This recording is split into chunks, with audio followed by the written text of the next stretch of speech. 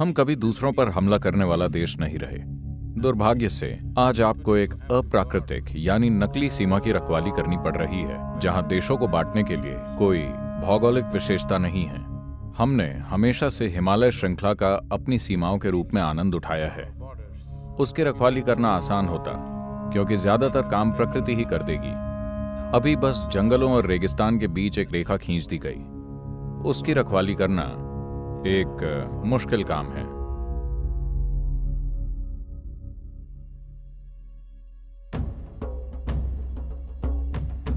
तीन बाइक में मिलिटेंट आया था, कंधे पे हथियार को लेके AK-47 लेके वो लोग फायर करते जा रहा था।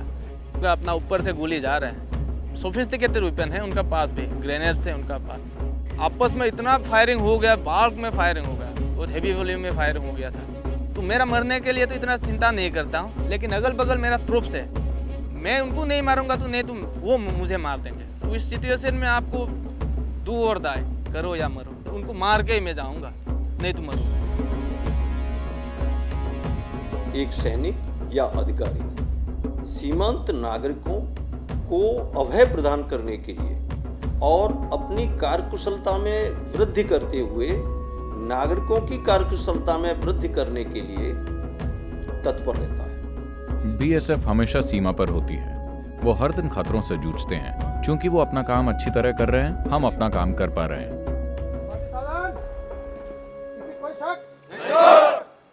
इस देश में आप और मैं इसलिए कुछ कर पा रहे हैं क्योंकि कोई वहां अपनी जान जोखिम में डालकर खड़ा है। न सिर्फ अपनी जान जोखिम में, बल्कि एक तरह से वो अपनी पत्नी को विधवा और अपने बच्चों को अनाथ बनाने के लिए तैयार है। ये कोई छोटी बात नहीं है।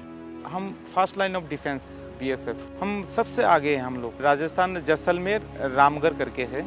डिफ़िकल्ट बोले तो बहुत डिफ़िकल्ट है वहाँ का ड्यूटी। मई, जून, जुलाई ये 3 महीना गर्मी इतना भयंकर हो जाता है, आदमी को चलना मुश्किल हो जाता है। ऊपर से हमारा पास एम्युनिशन, हमारा राइफल होता है, पानी का गैलन होते हैं, सब इक्विपमेंट ले जाकर हम बहुत डिफिकल्ट होता है वहाँ पर ड्यूटी करना। सेना या सुरक्षा बलों में योग की क्या जरूरत है? जो लोग देश के लिए जीते हैं, जो लोग देश के लिए मरने को तैयार हैं, उन्हें अधिक से अधिक शक्ति मिलनी चाहिए। एक सिपाही के रूप में आप जानते हैं कि सीमा पर हावी होने की आपकी क्षमता सिर्फ आपकी शारीरिक ताकत पर निर्भर नहीं करती, बल्कि आपके पास किस तरह के हथियार हैं, किस तरह के उपकरण हैं, उस हद तक आपका वर्चस्व होगा। हमारे हाथ में जो पहला उपकरण है वो है हमारा अपना शरीर, हमारा अपना दिमाग, हमारी अपनी ऊर्जा। अगर ये तीनों अपने उच्चतम स्तर पर काम करें तो हमारे हाथ में जो भी छोटी मोटी चीजें होंगी वो अचानक से एक अलग अहमियत ले लेंगी। इन पर थोड़ी महारत हासिल करना बहुत अधिक अंतर ला सकता है, खास तौर पर एक सैनिक के लिए। आपको अपने शरीर और अपने मन के विकास और सबसे बढ़कर अपनी ऊर्जा और जोश को उच्चतम स्तर पर रखने में जबरदस्त मदद मिलेगी। योग की एक पूरी प्रणाली है जो ऐसा कर सकती है। मैं ये पक्का करना चाहता हूं कि सीमा सुरक्षा बल एक ऐसी आंतरिक शक्ति से लैस हो जिसकी कोई भी दुश्मन एक सिपाही से उम्मीद नहीं करता। हठ योगा करने के बाद हमको शरीर में इतना तंदुरुस्त हो जाता है। ड्यूटी का दौरान हमको कमर में पेंट हुआ है, अभी योगा के थ्रू वो पेंट हमारे को धीरे धीरे निकलने लग गया। जीवन में बहुत बदलाव आ गया है। जो वो करने के बाद मन में इतना शांति महसूस होता है, तो मैं उसको जाहिर नहीं कर पाऊँगा सर। तो मैं आश्चर्य हो गया था, क्योंकि योग इस तरीके से भी हो सकता है। बिना जिम में जाके भी ये जो हथाई उगाया उसको आपको बिल्कुल फिट रखेंगे ये, क्योंकि इसमें एक्सरसाइज ही इस तरीके से है।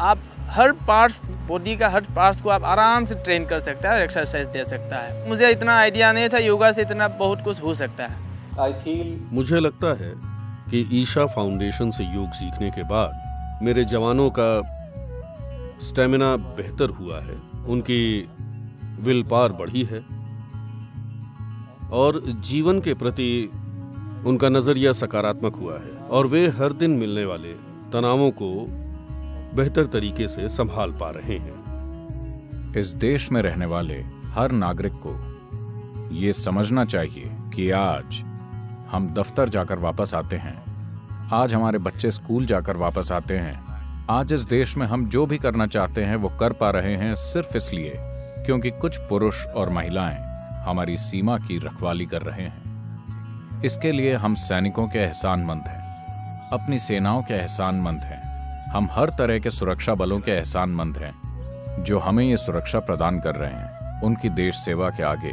हम सिर झुकाते हैं।